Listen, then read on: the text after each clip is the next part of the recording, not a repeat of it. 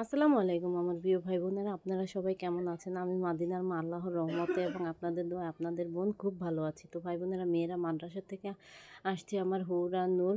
তো মেয়েদেরকে নিয়ে বোনের বাসায় বেড়াইতে গেছি ভাই বোনেরা, শীতের কাল তো বেড়াতে গেছি। পরে আমাদের জন্য দেখেন কি রান্না করছে, মোরগ পোলাও। ভাই বোনেরা আপনারা দেখেন আপনারা কেমনে রান্না করেন আর আমার বইনে কেমনে রান্নাছে আপনারা একটু দেখেন মিল হয়নি আপনাদের সাথে।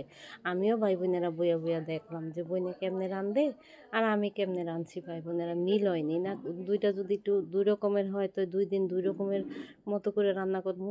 এই জন্য সুন্দর করে বইয়া বইয়া বোনের রান্নাটা দেখলাম।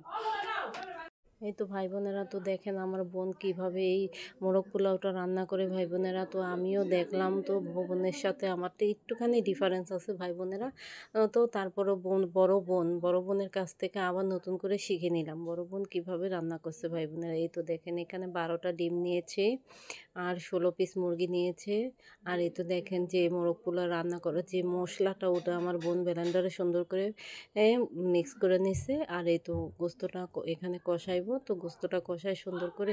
গোস্তটার কালারটা কি সুন্দর হয়েছে ভাই বোনেরা, সয়া সস দিল, টমেটো সস দিল, সব কিছু দিয়ে তারপরে আমার বোন এখানে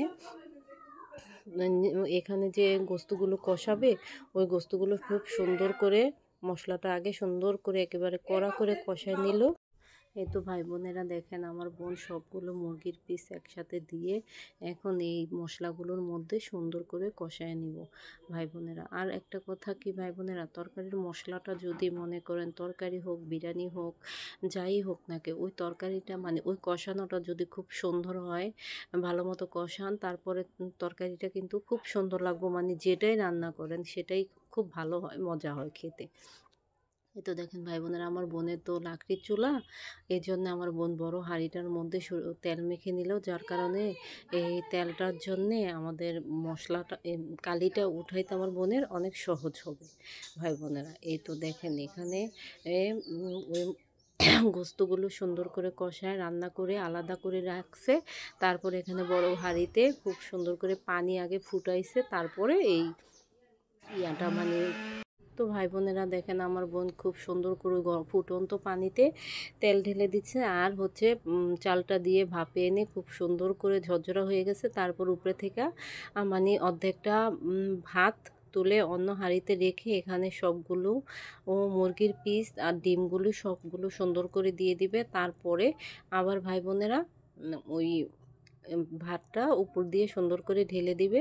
এই তো দেখেন ভাই বোনেরা আপনারাদেরকে আমি দেখাচ্ছি, আমিও এরকমই করি।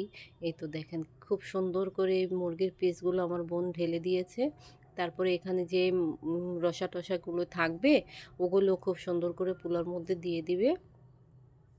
এই তো ভাই বোনেরা দেখছেন, এই তো যে অবশিষ্ট যেই রসাগুলো ছিল সেগুলো খুব সুন্দর করে এখানে ঢেলে দিচ্ছে। এই তো ভাই বোনেরা আপনারা একটুখানি সবুর করেন, পুরোপুরি দেখলে বুঝতে পারবেন যে মোরগ পোলাওটা কীরকম হয়েছে ভাই বোনেরা। এই তো দেখেন এখানে অবশিষ্ট ভাতগুলো খুব সুন্দর করে দিয়ে দিল।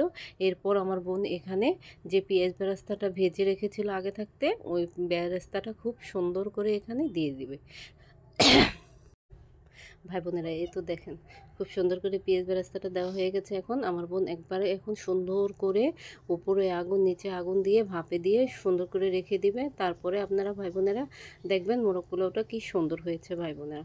আর খেতেও মাশাআল্লাহ খুব স্বাদ হয়েছে ভাই বোনেরা। আপনারা সবাই ভালো থাকবেন, সুস্থ থাকবেন। কীরকম ভিডিও চান, ভিডিও পেতে আমাকে ফলো দিয়ে রাখবেন, লাইক কমেন্ট করবেন।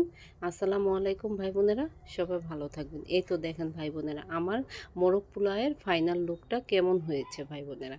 আপনারা কমেন্টে বলে দিবেন আমার মোরগ পোলাওয়ের ভিডিওটা কীরকম হয়েছে।